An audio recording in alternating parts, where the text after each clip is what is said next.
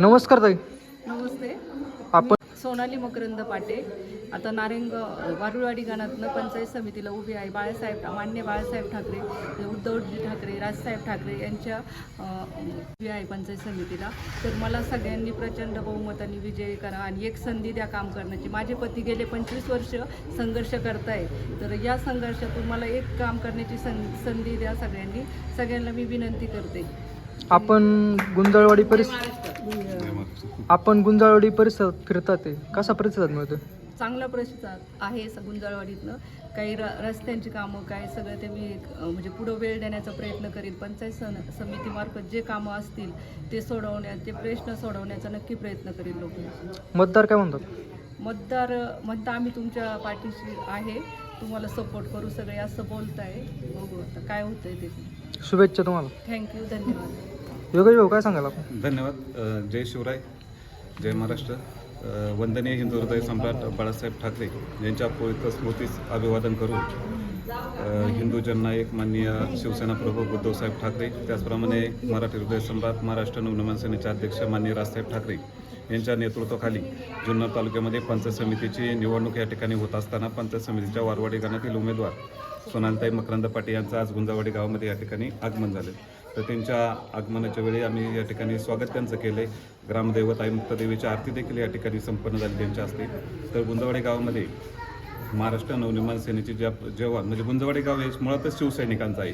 ठाकरे कुटुंबाच्या पाठीशी नेहमीच हा वारवाडी नारेगाव पंचायत समिती गण असेल, जिल्हा परिषद गट असेल, हा पाठीशी राहिलेला आहे. आणि मुंबईसारख्या ठिकाणी आमच्या गुंजावाडी गावातील अनेक नागरिक त्या काळामध्ये ज्यावेळेस मुंबईला गेले कामाच्या नोकरीच्या निमित्ताने, त्यामुळे तिथून जे मुंबईमधून जी शिवसेना ही तळागाळामध्ये रुजवण्याचं काम खरं तर आमच्या ज्येष्ठ मंडळींनी मुंबईमध्ये घाटकोपरसारखे ठिकाणं असतील, म्हणजे जो मराठी बहुल भाग आहे मुंबईमधला, त्या ठिकाणी नोकरी व्यवसायाच्या ठिकाणी वास्तव्यास असल्यानंतर गावाकडे देखील चांगल्या प्रकारे शिवसेना माननीय वंदनीय हिंदू हृदय सम्राट बाळासाहेब ठाकरे यांचे विचार तळागाळापर्यंत पोहोचवण्याचं काम हे आमच्या ज्येष्ठ मंडळींनी केले. आणि त्यांच्याच नेतृत्वाखाली आज माननीय राजसाहेब ठाकरे असतील, उद्धवसाहेब ठाकरे यांच्या नेतृत्वाखाली ही पंचायत समितीची निवडणूक सोनालीताई पाटे या ठिकाणी लढवत आहे.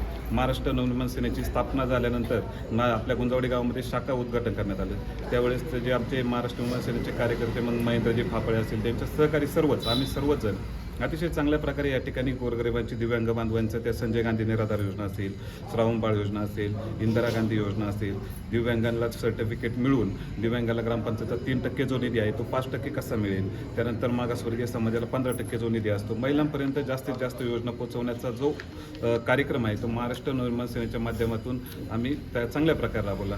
गोरगरिबांना रेशनिंग कार्ड मिळवून देणे, लायसन काढून देणे, असे अनेक उपक्रम त्या ठिकाणी राबवून महाराष्ट्र नवनिर्माण सेनेच्या माध्यमातून काम अतिशय चांगल्या प्रकारे गुंजावाडी गावामध्ये झालं.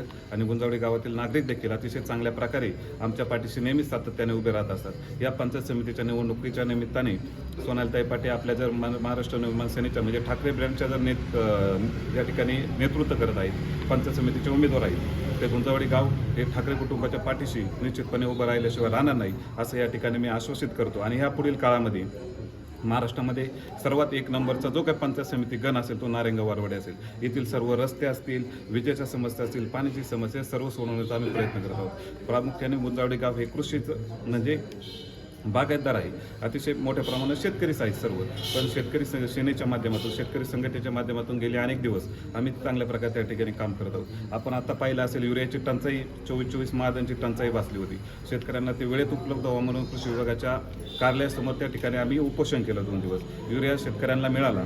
सोयाबीनची मागच्या वर्षी आपण सर्व पत्रकार त्या ठिकाणी होतो, पण आपण बाजार समितीमध्ये गेल्यानंतर 3800 ते 4000 रुपये प्रति टन भाव चालला होता सोयाबीनला. मी त्यावेळेस सांगितलं होतं तुम्हाला 5200 रुपये भाव मी मिळून देणार, जरी पण आमच्याकडे यंत्रणा नाही, आमच्याकडे बाजार समिती सत्ता नाही, परंतु मी जो शब्द दिला होता की शेतकऱ्यांना मी 5200 5300 रुपये जो का हमी भाव आहे त्यानुसार तुमचं सोयाबीन विक्री होणार आणि त्याचे भाव मिळून देणार.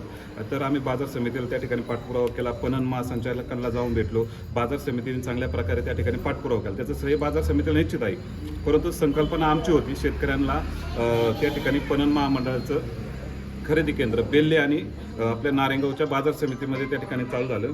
आणि शेतकऱ्यांचं सोयाबीन 5323 रुपये प्रति क्विंटल या भावाने 53 रुपये किलोनी शेतकऱ्यांना भाव मिळाला. म्हणजे महाराष्ट्र नवनिर्माण सेनेचं व्हिजन ठाकरे बंधूंचं जे विजन आहे ते शेतकऱ्यांच्या दृष्टीने देखील अतिशय महत्त्वाचं आहे. शेतकऱ्यांना कसा न्याय मिळेल या दृष्टीने आम्ही प्रयत्न करू आणि सोनालीताई पाटे यांच्या माध्यमातून गावातील रस्ते, पाणी आणि वीज आणि अपंग बांधव असतील, दिव्यांग बांधव असतील, त्याचप्रमाणे गोरगरीब मागासवर्ग महिला यांच्यासाठी शासनाच्या सर्व योजना, सर्वसामान्यांच्या जीवनामध्ये कसा विकास होईल या दृष्टीने शासन योजना राबवत असते. या सर्व योजना तळागाळापर्यंत प्रत्येक नागरिकापर्यंत पोहोचवण्याचा प्रयत्न सोनालीताई करतील असा विश्वास या ठिकाणी व्यक्त करतो आणि गुंजवाडी ग्रामस्थांच्या वतीने त्यांचा या ठिकाणी आभार मानतो आणि या आपल्या विजयामध्ये गुंजवाडी गावाचा नेहमीच सिंहाचा वाटा राहील. जय हिंद, जय महाराष्ट्र.